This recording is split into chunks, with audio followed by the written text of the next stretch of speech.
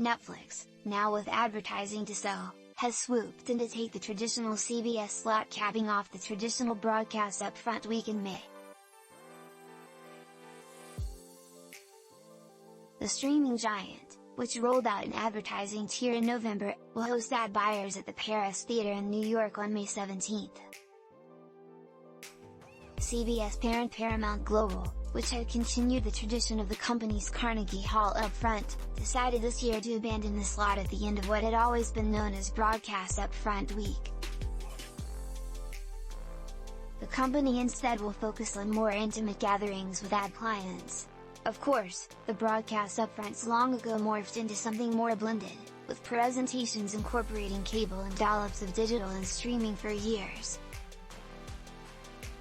But they still have a place in the hearts and calendars of decision makers controlling billions in advertising dollars.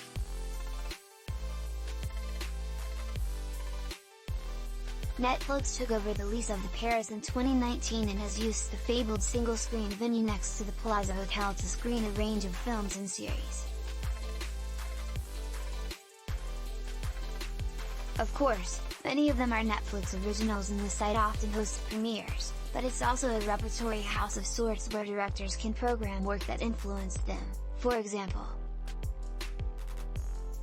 During Upfront Week, of course, it won't be about the art of cinema, but about the realities of commerce.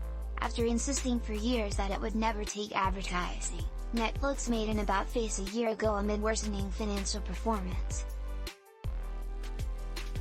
It hasn't indicated any early numbers for the $7 a month tier, but many Wall Street analysts see it developing into a multi-billion-dollar contributor to total revenue by 2025.